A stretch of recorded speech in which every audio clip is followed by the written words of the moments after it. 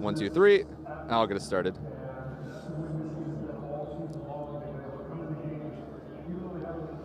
Welcome into the Your Illini Nation pregame show. We're here at Michigan Stadium, the big house, as Illinois gets set to take on undefeated number 3 Michigan Wolverines. Andy Olson joined by Illini Inquirer's Joey Wagner today. We're going to have some fun. I'm on the 1s and 2s on my phone, so work with me as we're making sure this show gets on the air. We're a little shorthanded with Brett Behrens out in Las Vegas. Can't believe the weather that they're having out there, Joey, right? I couldn't feel worse for people to get 50, for Illinois beat to get 55 degrees. That's probably not what they were hoping for, but I don't feel too bad for them right now. Well, we should have a fun show here today in Ann Arbor. The high today, at least estimated, is going to be 29 degrees with gusts of up to 34 miles per hour. So you may not want to throw through the air too much today, but I don't think either of these two teams are going to look forward to that as the wind picks up right as I say that.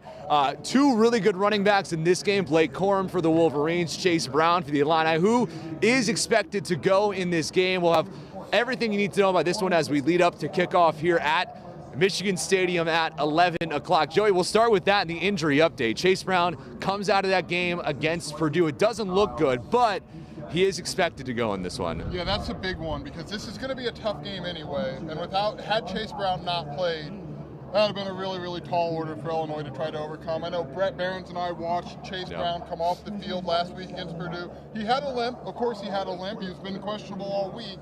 But it wasn't one of those limps that you thought, I don't know if that's going to get better in the next 7 days. So it sounds like we'll see what his workload is. We don't know about Josh McCray to this point either. But if just having Chase Brown's presence, he is what this offense has to make go. Tommy DeVito's been good, but Chase Brown, it's the heart of this offense. He's leading the nation in rushing. He and Blake Corum are 2 of the front runners for the Doak Walker Award. That's a big one, Andy, to get him back. Yeah, it is. That's what at least my eyes go to on the stat sheet and the roster is the most interesting part of this game today. The other one would be the defense, number 1 and number 2 in the country in team defense. Both these teams, Wolverines number 1, Illini number 2.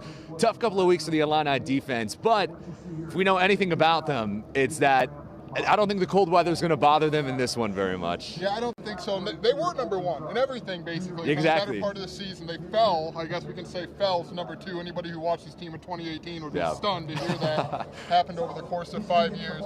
The key is Blake Corum. If the Illinois defense are getting Seth Coleman back, that's a big deal, Andy, to get him back. He's a playmaker off the edge. If you can contain the run, J.J. McCarthy's as talented as they come, but you've got to make him put the ball in the air because you feel good about your secondary, even though one of your cornerback positions is hurt pretty bad. But you've got to stop the run. You've got to contain the run. It's not just Corum. They have Donovan Edwards as well, who's a really good back. That's a big order for this Illinois defense. That's been a little bit – it's just not been the standard of the rush defense we've seen, especially last week against Purdue. And Blake Corum's as good as any running back they've seen this season. Well, you bring out that defensive back spot, and I think we can dive into that a little bit. Taz Nicholson out for the season now after having surgery during that game against Purdue, as it turns out. Some injuries there in the Purdue game as well. A little bit thin at that position now coming into this one. A lot of bit thin at that position. Taz Nicholson is out for the season. Terrell Jennings, who came into the season as the number 3 cornerback, he is out for the season. Tyler Strain, who is the 4th cornerback, Andy, he left last week. He was in concussion protocol. I'm sure there's something going on behind us. I don't know if he's been out there warming up, but if he cannot go, then you would likely look to some combination of Xavier Scott, who played last week. You would look to Twan Martin to maybe bump out from nickel to corner. But that's a beaten down position at this point, and it begs the question, why would any team, be it Michigan, Northwestern, or whoever they get in a bowl game, throw anywhere near Devin Witherspoon for the rest of the season when you have either redshirt or true freshman on the other side of him? Yeah, so we'll see how that turns out today. Like we said so far, passing may be a little bit hard to come by today, as besides just the fact the wind gusts, it's cold. I don't know how Joey's going with no gloves right now in this weather, but I was woefully unprepared to come out here and do this. I've thought about stealing one of your gloves. We can share possibly. Here we are. Yeah, it's chilly, man. It's a cold day. The wind, when it picks up, that bites. Yeah. It bites.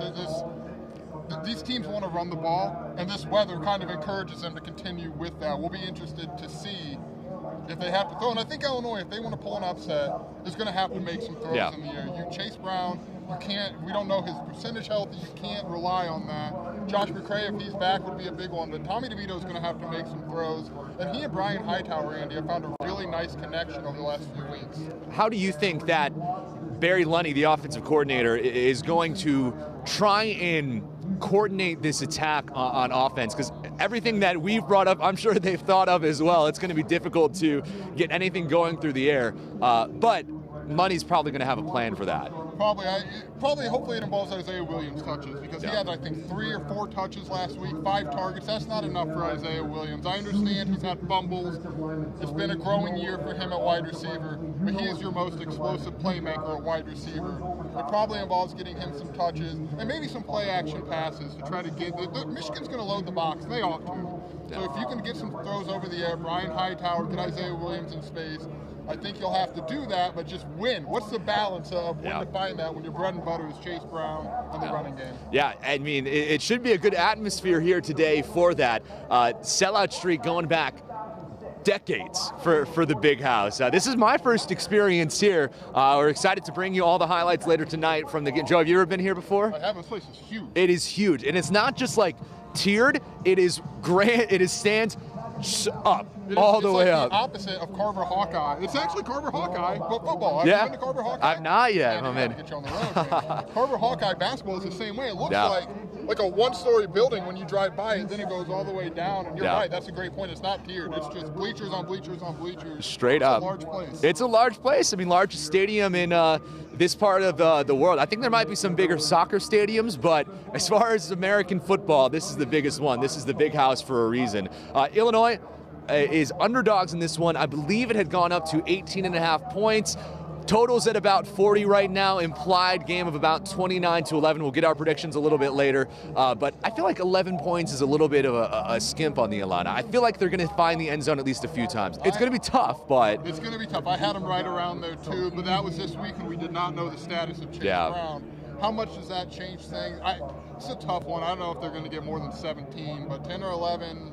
11's a weird number for football, so let's say 10. I know. Let's say 10. It's a heck of a spread, Andy. Yeah, we'll see what happens this one. Like I said, we'll get to our predictions a little bit later in this one. As far as what this means for the Illini, of course, we want to send our deepest condolences to the Bielema family, as Brett, head coach of the Illini, found out on Thursday that his mother had passed away. So he's playing and coaching with the heavy heart. The team is playing with the heavy heart. I saw some messages from the team to their coach, and certainly going to be an emotional day for Illinois and everyone involved in this one. But Bielema has coached here before, lost his first 2 meetings here as the head coach of Wisconsin, did win his last one in one of his final years with the Badgers, so he knows what this place is like.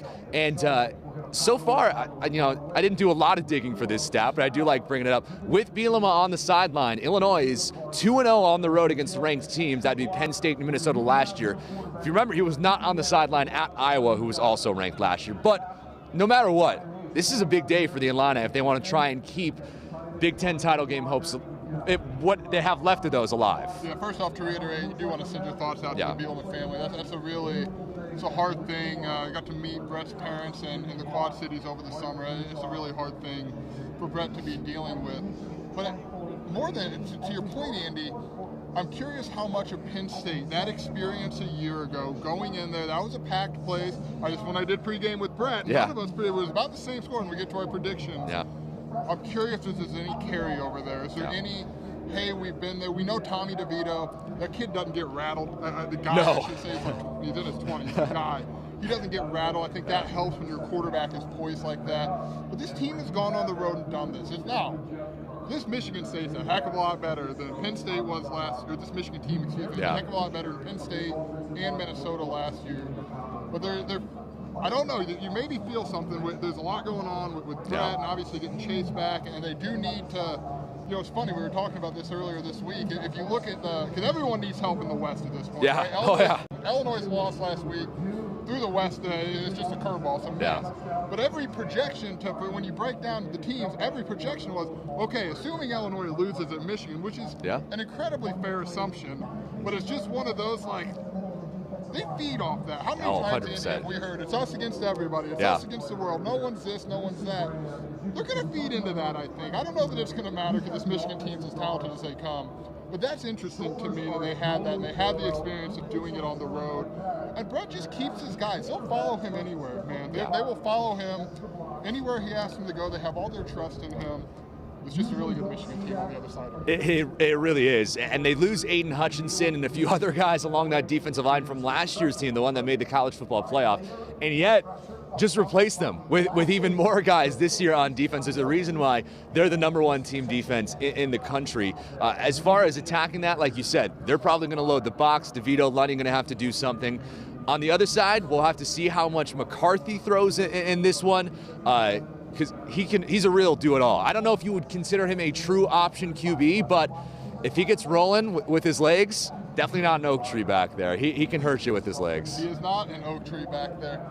Michigan's team rushing low this year, I think, is in the 160s. 160 is their lowest. I mean, they've gone over 200, I think, in all but 4 games. I mean, it's unbelievable amount. It's the perfect way for Michigan to usher in a true freshman quarterback who, remember, he dethroned Cade McNamara for the starting position. They're not asking him to go be C.J. Stroud. They're not asking him to be the best quarterback in the Big Ten, to go win the Heisman.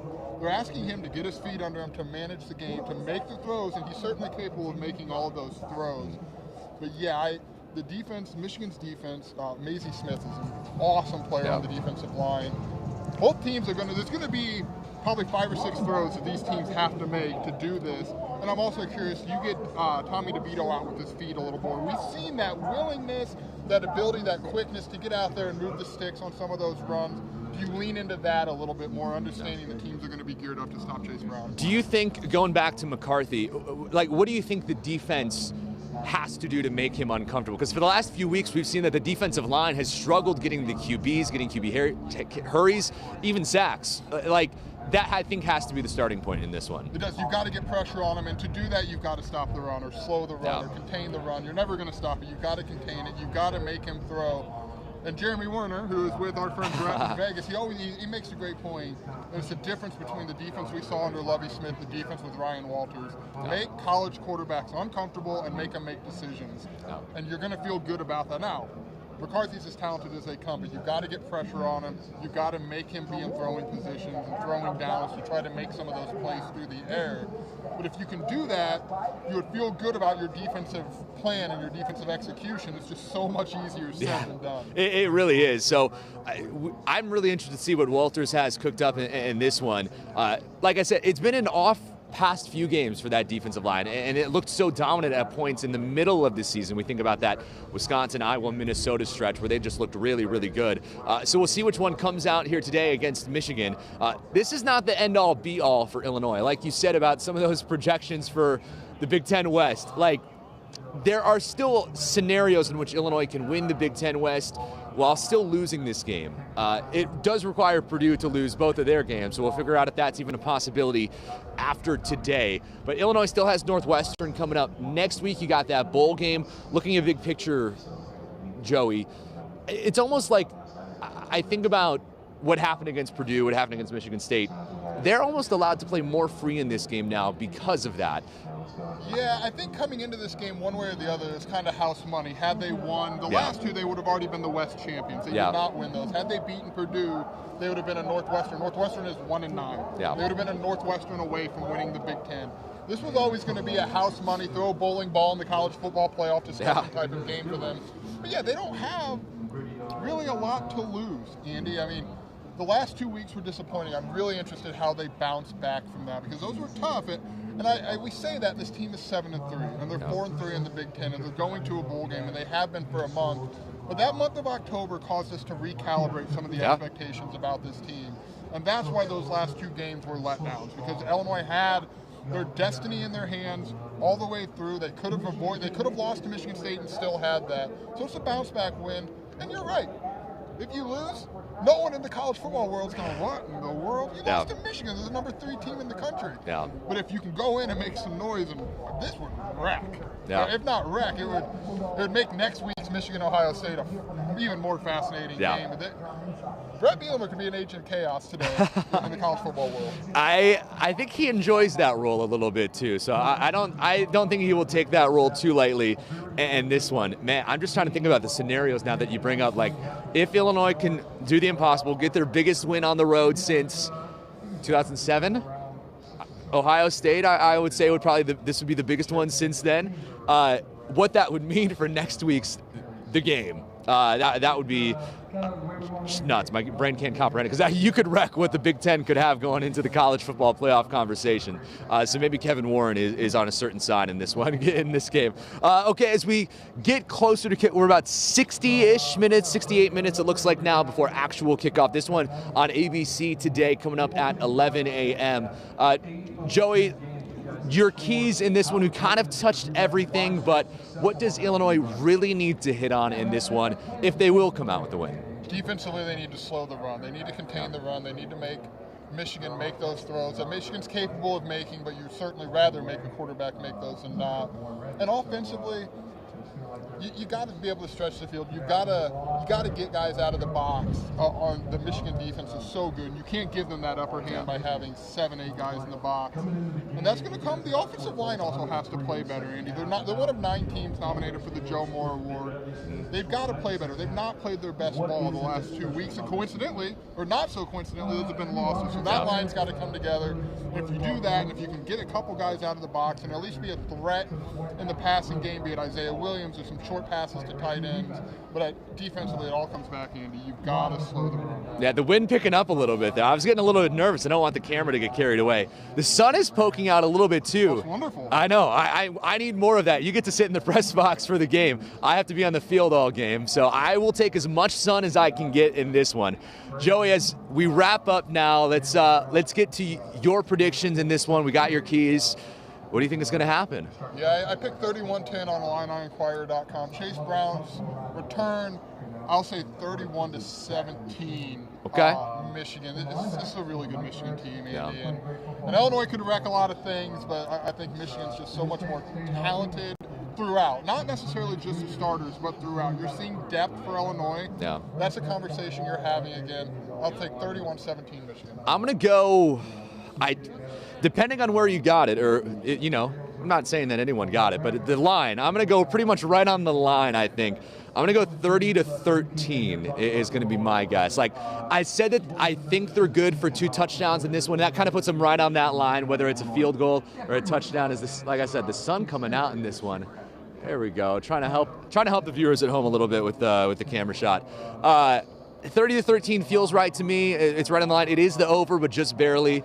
I mean, Vegas, they know what they know. They know it pretty well. I do think that they can make this interesting if the defense does step up, like you said. If they can contain that run. No one has been able to do it so far this year with Blake Corum. But no one has been able to do it with Chase Brown either this year. So depending on his health, it will be a very, very interesting game. All right, so Joey, you mentioned Illini Inquirer. That's where your pick can be found. What else can people find on Illini Inquirer leading up to the game? Leading up to the game, we have updates. Chase Brown's availability. Obviously, we talked about Brett Bielema being here. Jeremy Werner and Derek Piper. A lot of content from an exciting game. It was a really good game. Oh, yeah. Vegas. Those guys have really churned out a lot of content. We'll have all sorts of coverage post-game. That's a big game. I know Illinois is kind of playing free, but this is a big game for them to come in here. It feels, Andy, I don't know, it feels like there's a chance that it's the middle of the third quarter and you see some get to ABC now tweets, and yeah. Michigan in the fourth quarter is really talented and really, really effective. But I can see that going into the third quarter where you got people kind of on the whoa, what's going on in Ann Arbor? Yeah, I could 100% see that as well. The wind is terrifying me right now. I do not need this camera to go down. So we'll break this down right now. Like I said, you can find his work on IlliniInquirer.com. It's, like you brought up that game, Terrence Shannon. Who's going to be the Terrence Shannon Jr. for Illinois today? It's a good question. It's either Chase Brown or Isaiah Williams. Ooh. Talking offensively, Yeah. right? And defensively, you're going to need someone on the line, maybe Johnny Newton or Keith Randolph, maybe Seth Coleman back to do that. Yeah, I'm with you 100%. You can find everything from the game coming up later tonight on the 6 o'clock news, My Game Story, plus the highlights. We will have Brett Bielema's post-game press conference as well. Wherever you're watching this right now, Twitter, Facebook, YouTube, our app, our website, you can find the post-game press conference there too. And after the game, we'll have a little bit of a special guest on the 3-in-1 podcast. You guys podcasting after the game as well? TBD. To be determined. TBD. We'll see if Joey can find a guest. Maybe pick someone out of the stands. Don't find anybody. There's a lot of people, like 100,000. Someone will play. Someone could probably do the podcast with you. All right, thank you so much for joining us, guys. Like I said, this one coming up in just about 60 minutes, 11 o'clock on ABC. Join us after the game for the post-game press conference, and then join us on the news at 6 o'clock as well for the story. From whatever happened to this one, hopefully it should be a fun and exciting game. So for Joey, I'm Andy. Like I said, thanks for joining us in